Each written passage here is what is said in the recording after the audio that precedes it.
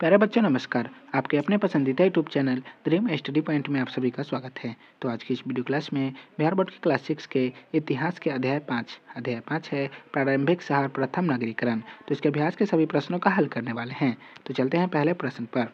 पहला प्रश्न दिया हुआ है, प्रश्न है वस्तुनिष्ठ प्रश्न। पहला प्रश्न है, निम्नलिखित में से कौन हड़प्पा कालीन स्थल नहीं है? तो इसका उत्तर हो जाएगा हस्तिनापुर। 2 नंबर प्रश्न है, किस शहर से बंदरगाह के अवशेष मिले हैं? तो लोथल से। 3 नंबर प्रश्न है, निम्नलिखित में से कौन हड़प्पा सभ्यता की विशेषता नहीं है? तो विदेशों के साथ व्यापार करना। प्रश्न है, हड़प्पा सभ्यता की खोज किस वर्ष हुई थी? तो 1921 में। 5 नंबर प्रश्न है, महास्नानागार किस नगरों से प्राप्त हुआ? तो इसका उत्तर हो जाएगा मोहनजोदड़ो से।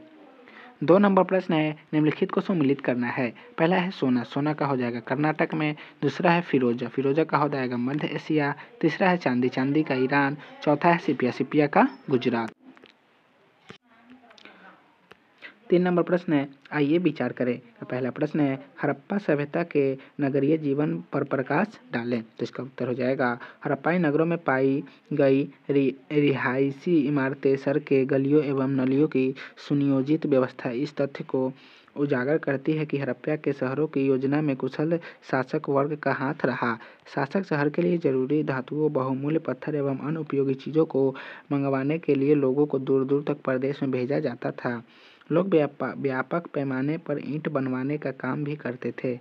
इन नगरों में लिपिकीय भी होते थे जो भोजपत्र या कपड़े पर लेखन कार्य करते थे, जो अब नष्ट हो चुके हैं। उनके द्वारा मुहरों, हाथी दांत आदि पर लिखे अभिलेख प्राप्त हुए हैं।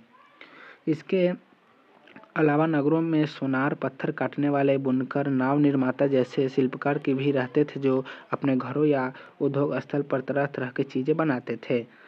हड़प्पाई नगरों के निवासी सूती वस्त्रों तथा गर्म कपड़ों का उपयोग करते थे। स्त्री पुरुष हार, बाजूबंद, अंगूठी, चूड़ी, करमबंद, कान की बाली तथा पायल जैसे गहने पहनते थे। इसके निर्माण में सामान्यतः सोना, चांदी, हाथी दांत तथा तांबे का प्रयोग होता था। गहनों के निर्माण में गोमेद, स्फाटिक जैसे बहुमूल्य पत्थर का भी इस्तेमाल किया जाता था। लोग चाक कर निर्मित आग में पके हुए मिट्टी के सादा तथा चित्रकारी वाले बर्तन का इस्तेमाल करते थे। तांबा, कांस्य, चांदी तथा चीनी मिट्टी के बर्तन का भी उनके द्वारा उपयोग किया जाता था। सख्त पत्थरों से नापतोल के लिए वाट तथा गहने के तौर पर इस्तेमाल के लिए मनके का निर्माण किया जाता था। बच्चों के खिलौने में छोटे चक्के वाली बैलगाड़ियाँ, पशु मूर्तियाँ आदि प्रमुख रूप से बनाई जाती थी। लोग पासे का खेल भी खेलते थे। 2 नंबर प्रश्न है, हड़प्पा संस्कृति को हड़प्पा सभ्यता क्यों कहा जाता है? तो इसका उत्तर हो जाएगा, हड़प्पा संस्कृति छोटी छोटी नई संस्कृतियों से मिलने पर विकसित हुआ, जैसे लेखन कला का विकास, शहर का निर्माण, व्यापार, कारीगरी, कलाकारी और विज्ञान सभी का विकास। यह सभी हड़प्पा संस्कृति में विकसित थी। इसी आधार पर हड़प्पा संस्कृति को हड़प्पा सभ्यता कहते हैं। 4 नंबर प्रश्न है, आइए चर्चा करें।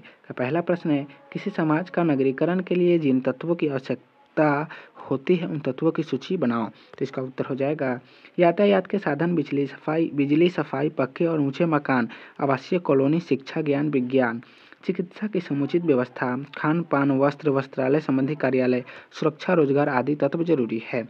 2 नंबर प्रश्न है, हड़प्पाई लोग देवी देवता, पशु आदि की पूजा करते थे, उनकी एक सूची बनाओ। तो इसका उत्तर हो जाएगा, हड़प्पाई लोग देवी देवता और पशु की पूजा करते थे। पृथ्वी, पशुपति, महादेव, वृक्ष, गेंडा, सांड की पूजा विशेष रूप से करते थे। जाडू टोना में भी विश्वास करते थे।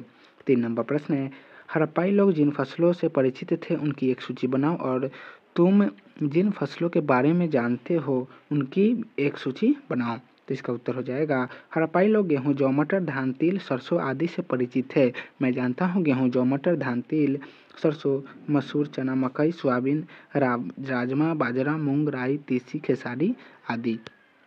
तो प्यारे बच्चों, आज की इस वीडियो को यहीं समाप्त करते हैं। फिर मिलेंगे नेक्स्ट वीडियो में। वीडियो अच्छा लगा होगा तो वीडियो को लाइक कीजिएगा, चैनल को सब्सक्राइब कर दीजिएगा। तो आप सभी को वीडियो देखने के लिए बहुत बहुत धन्यवाद।